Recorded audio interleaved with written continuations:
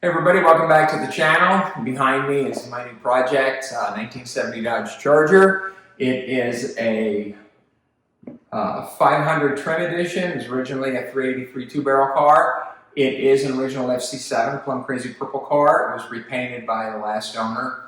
It originally came with black vinyl top, striped Elite, and black interior, which has been converted to a brand new white vinyl top, new stripe, and a black and white interior that Dodge and Plymouth use in a lot of their muscle cars. So this is going to be a really epic build. I was kind of going to do it in stages and do a little bit at a time because I got huge plans for this. And my goal was to do some of the things that needed to be done and then drive it throughout the summer and then kind of get into the heavy stuff next year. But what I have been finding out is I have found some things that are keeping me from doing that. So nothing major. The previous owner did a fantastic build on this. I have all the receipts, the machine work, receipts for screws, light bulbs, everything. There's a lot of new trim on here. The interior's new. All the white seat covers and the door panels are all new. He's got a lot of money invested in that motor. It's a monster motor. This thing is a beast. I drove it from Minnesota, southern St. Paul area to home. I didn't quite make it all the way. I had a fuel pump failure, if you watched the short that I posted, which wasn't a big deal. But I went to visit my friend before I went home in Joliet, and we were just beating on this thing all through the week in town, and the motor torqued so much it yanked the wiring harness apart. So I was having an electrical short and it kept shutting off the MSD box, and it was just not reliable enough to drive the rest of the way home. So I rented a U-Haul truck and trailer, and I just trailered it home. But I have been buying parts for this car before I even bought one. I knew I was going to buy a Gen 2 Charger, and I have been stockpiling stuff because most of the ones that I've been looking at, they're basically more original than anything. And I didn't really want to buy too big of a hot rod because I didn't want to inherit somebody else's problems. But the previous owner did a fantastic job in this. So it was a 383 two-barrel car. It's got a 440 in it, Edelbrock heads, brawler 4-barrel carb, dual electric fans, monster cam. The RPM range is like 2,200 to 6,500 RPM, and this thing runs hard. The faster you go, the smoother it is, and kudos to him because this thing doesn't have any rattles or squeaks or anything. He bought it disassembled, went ahead and painted it back original purple. The bottom's been cleaned up and undercoated. It's got new sheet metal on it from pretty much from the doors back is new. The doors are used new, but the quarters and stuff are new. And he's got subframe connectors on it, a killer stainless mandrel bent 3-inch exhaust system, heartthrob mufflers, even has 3-inch chrome Mopar tips on it. And unfortunately, I mean, the suspension is all new, but I'm kind of sad because I'm going to get rid of it. I had previously ordered a full four-corner coilover QA1 suspension that included the 4-link rear.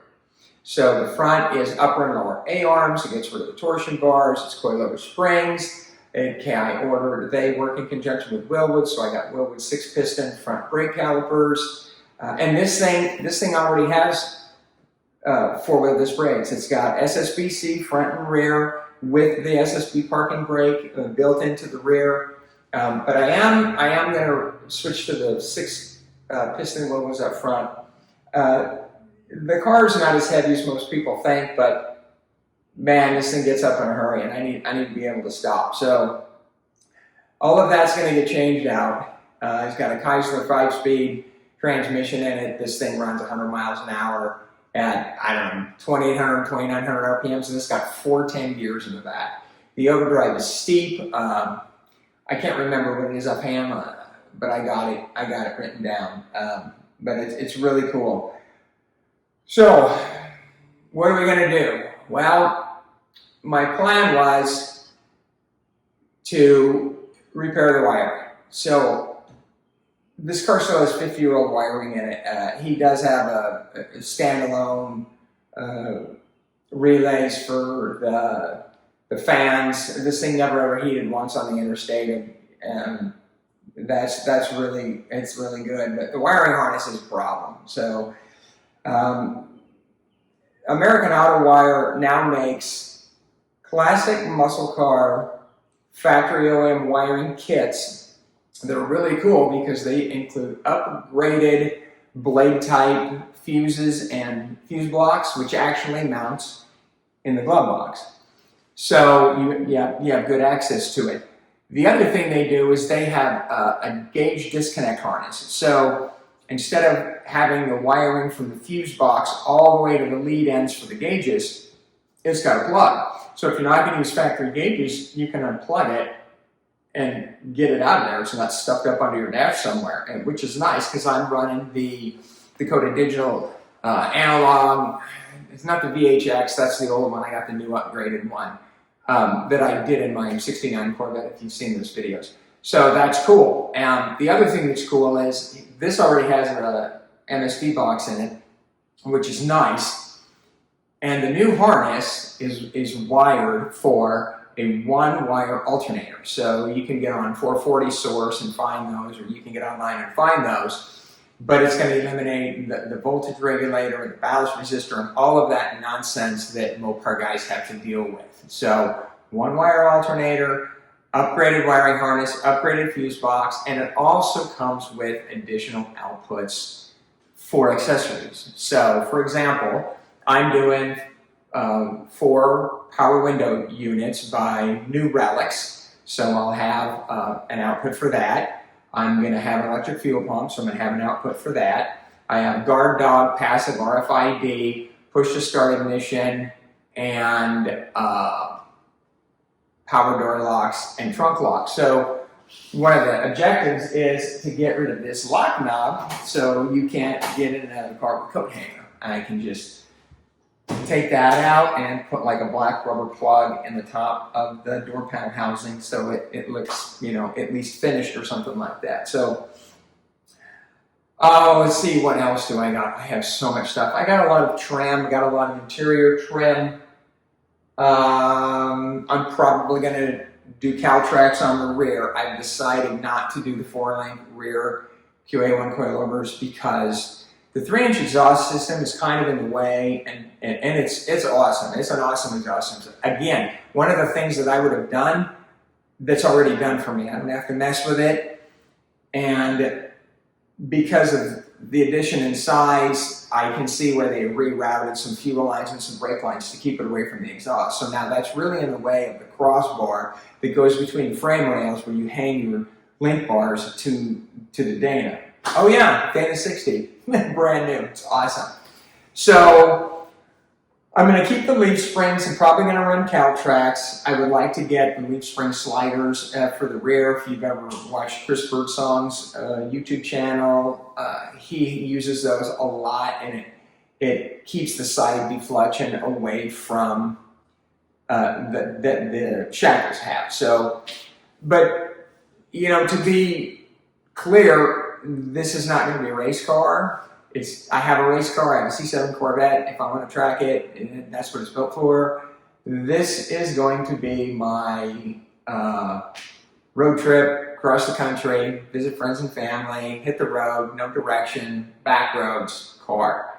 And I need to be able, if it breaks down, to fix it on the road, but I also want to upgrade the reliability. So one of the things that I'm going to do is I'm going to take the broiler off. And Phytech makes fuel-injected 6-pack setup, and it's really awesome. So addition, and it's self-learning, and because it uses an O2 sensor and an intake air temp sensor, they've created a junction box that you can plug the gauges into and then plug that box into the Dakota Digital gauges. So instead of having to duplicate the sensors for the gauges and for the fuel injection, you can get some of that information from the Phytech fuel injection. And the speedo and the tach have little display information centers at the bottom, and you can also read your AFR from the fuel injection because it's going to have an oxygen sensor. You can read your inlet air temperature from that as well, because it's feeding the gauges that information. And Dakota Digital and Phytech, I'm assuming, are working together. And they do this for Holly Sniper and MSD ignition, fuel injection, and there's a couple others that they work with that have these little boxes that you get your information from. So that's going to be really, really cool. So I have fuel injection. Again, this thing's a beast. The duration is huge. I'm actually, and it's a flat tappet cam, and I got a source racing oil with high percentage of zinc and all that stuff, so I don't wipe a lifter out or a cam lobe out. I am going to change the cam. I had fun with the car. This thing is awesome. And so the cam that I'm going to put in is Crane Cam's version of a 440 6-pack cam, but I'm going to use a roller cam. So it's not the exact specifications. It's their version of it. It is actually a higher lift than the cam that's in here, but the duration is much lower. The problem that I was noticing with the car, it's not really a problem, as a personal preference really, this was never really used for a driver. This was a project for the previous owner. He wanted to build something in his head, and he did, and it was a success. This thing is a monster, but it wasn't a daily driver. And the RPM operating range is so high that you have to be in a low gear all the time. If you're going to run down to the store, to the grocery store, or run to get a nut or a bolt, or run to Home Depot or whatever, it's got so much duration. It loads the plugs up. It's too much fuel. So I'm going to lower the duration, which will bring the operating range down to about 1,600 to about 5,400. It was fun.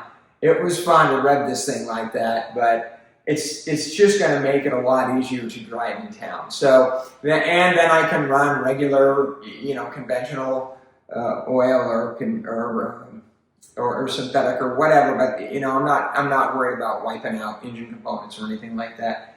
So yeah, it's going to be fun. It's going to be a great project. I'm really excited about it. I have tons and tons of stuff. So back to my plan. Originally, I wanted to redo the wiring, get the power windows in, and just drive this for the summer. So I was changing the plugs yesterday, and I changed the valve cover gaskets. They were leaking all over the place. And I noticed that the drag link is rubbing on the bottom of the oil pan. So every time you turn the wheel side to side, you're chafing the oil pan. Now, I'm sure it's not going to wear through in a day or a week or a month, but if it does, or when it does, it's going to be disastrous. You've got a ton of money into that motor, not willing to take the chance. Plus, right now, it's unreliable to drive with the short. I haven't started on the wiring or anything.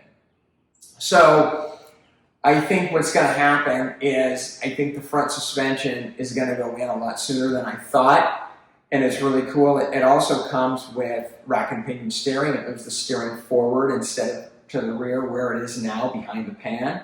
It's all forward. There's a lot more room. And one of the problems that we had is the motor torqued so much on the standard mounts. The air cleaner stud actually grabbed the inner structure of the hood and yanked it and just bent the crap out of it. Luckily, it didn't affect the outside sheet, but it comes with different mounts and polyurethane bushings, so we can eliminate the torque on that as well. And I did get a really cool torque bar with spherical rod end with left and right threads that you can adjust. it doesn't mount to it mounts to the factory K member and it won't mount to the new one. So I'm gonna have to figure out if I can use that or if I even need it. But it's gonna be pretty cool. I'm really excited about it. It's gonna take a while, and there's probably gonna be a lot of videos. So other than that, new things going on is I have my shop is air conditioned. It's a nice 70 degrees in here now.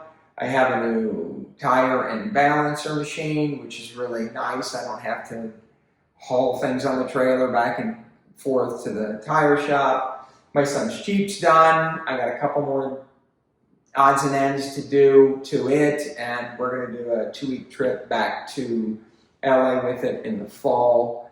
Probably put some video out on that. I'm going to bring his orange Corvette back this fall as well, just to do some regular maintenance on it. But one of the problems I'm having is I'm running out of room. So when I bought the air conditioner unit, it's a Mr. Cool mini split.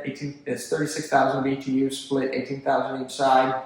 And my plan is to extend my shop another 30 by 30. So I'll have an area at least to park cars, because right now my daily Honda sits outside. I got the Corvette in the house garage. I got these two here, and the Corvette's coming in August. I'm running out of room. So I was kind of hoping to get started on that this year, but I need to pour concrete. I haven't even got around to it. A lot of stuff going on, work, life, all that stuff. So that's the plan. That's what's going on. Stay tuned for the journey. It's going to be fun.